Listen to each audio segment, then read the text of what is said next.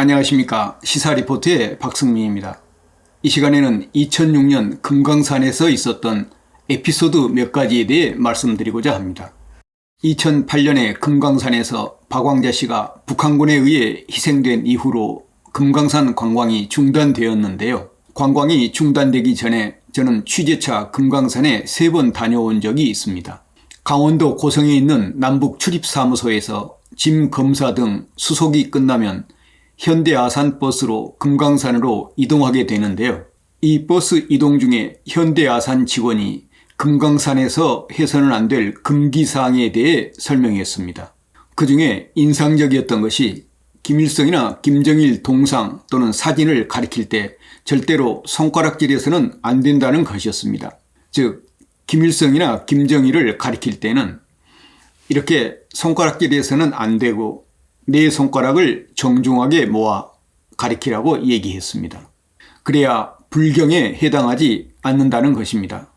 현대아산 직원에 의하면 이 얘기를 들은 어느 할머니는 다음날 호텔에서 나오면서 손가락을 붕대로 칭칭 감고 나왔다고 했습니다.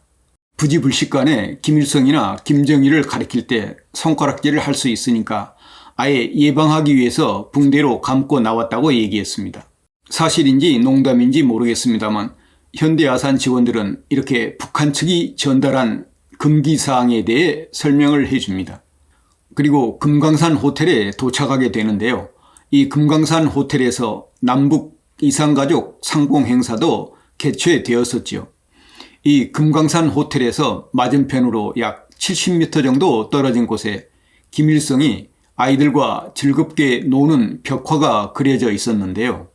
지금은 김일성과 김정일의 벽화로 바뀌어져 있습니다만 예전에는 김일성이 아이들과 노는 벽화였습니다.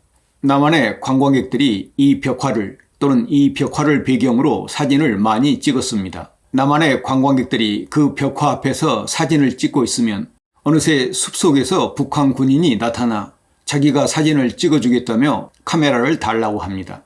여러분은 북한 군인이 왜 그런지 아시겠습니까? 그것은 북한에서 말하는 위대한 김일성 수령님의 사진을 찍을 때는 다리나 팔을 잘리게 찍어서는 불경죄에 해당하기 때문에 절대로 그렇게 찍어서는 안 되기 때문에 그 북한 군인이 찍어주겠다는 것이죠. 저는 그 모습이 흥미로워서 그 군인이 사진을 찍는 장면을 뒤에서 한컷 찍었더니 어느새 자신의 뒤에서 사진 찍는 셔터 소리가 들리니까 저에게 와서 찍은 사진을 보자고 하더니 자신의 뒷모습이 들어간 사진을 지워달라고 했습니다. 그리고 다른 사람들이 찍은 사진들도 카메라를 보여달라며 일일이 체크했습니다. 2006년 10월 당시 한국에서 금강산 관광을 가신 분들 중에 아마 이런 경험을 하신 분들도 계실 겁니다. 2006년 금강산에서 서울 외신기자클럽 세미나가 있었는데요. 저녁 식사 후에 금강산 호텔 내에 있는 바에서 외신 기자들 몇 명과 북한 관계자들이 만나 얘기를 나눈 적이 있는데요.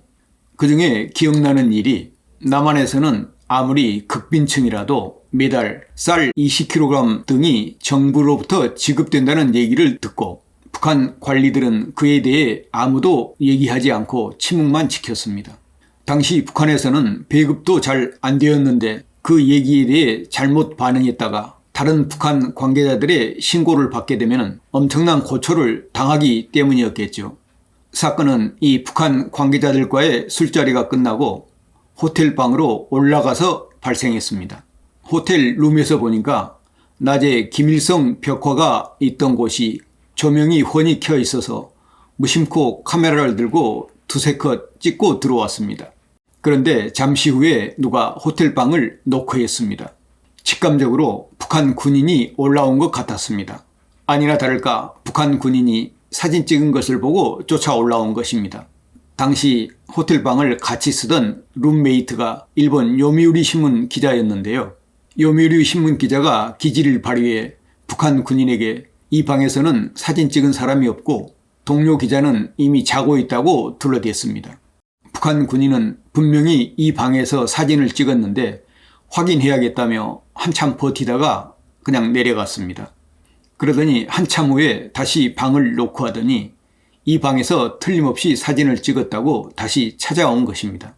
아마 상관으로부터 그 방에서 사진 찍은 게 틀림없다고 재차 확인하고 질책을 받고 아마 다시 올라온 것 같았습니다.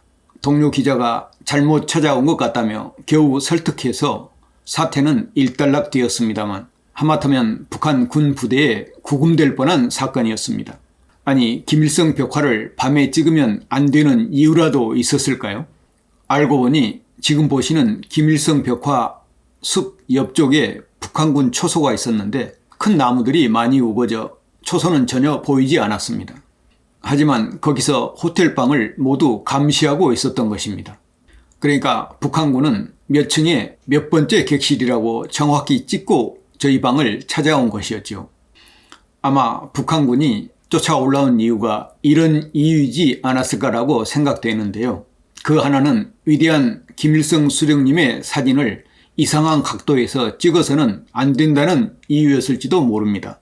낮에 관광객들에게 위대한 김일성 수령님의 사진을 잘리게 찍어서는 안 된다며 자기가 사진을 찍어주겠다고 했던 것을 보면 그런 유추도 가능할 것으로 보입니다. 다른 하나는 자신들의 군 시설이 찍혔을지도 모른다고 생각했을 수도 있겠죠.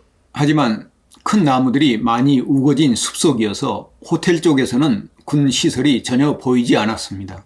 2006년 10월 9일에는 북한이 첫 번째 핵실험을 했었는데요. 취재 수첩을 보니까 저희가 같은 해 10월 26일 날 금강산에 갔었습니다. 당시 남북 간에 일시적인 긴장 상태였기 때문에 북한 군인이 그렇게 나왔는지 모르겠습니다만 남한의 박광자 씨가 금강산의 해금강 모래사장을 산책하다가 허가되지 않는 북한 땅을 무단으로 들어갔다고 총살당한 사건이 2008년에 있었으니까 제가 겪은 일이 이 사건이 일어나기 2년 전의 일이었습니다. 동료 기자의 기지가 없었다면 저는 어쩌면 북한군에 의해 장기간 구금되었을지도 모릅니다. 나중에 박광자 씨 사건이 터진 후에 생각해보니 오싹한 기분도 들었습니다. 후일 통일이 되면 저희 방을 찾아온 북한 군인을 한번 만나서 왜 그랬냐고 물어보고 싶고 소주라도 한잔 하고 싶네요. 그 군인이 탈북해서 설마 한국에서 현재 살고 계시지는 않겠지요. 또 하나 금강산 호텔에서 들은 얘기인데요. 호텔에서 청소하시는 룸메이드 아주머니들이 계시지 않습니까?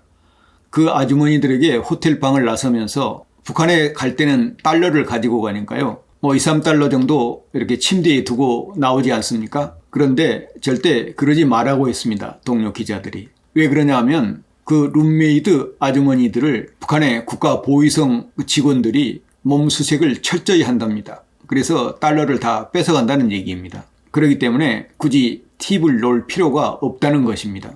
오늘은 2006년 금강산에서 있었던 웃지 못할 에피소드에 대해 말씀드렸습니다. 내용이 의미가 있었다고 생각되시면 구독과 좋아요도 함께 눌러주시면 힘이 되겠습니다. 이상 시사리포트에서 전해드렸습니다. 감사합니다.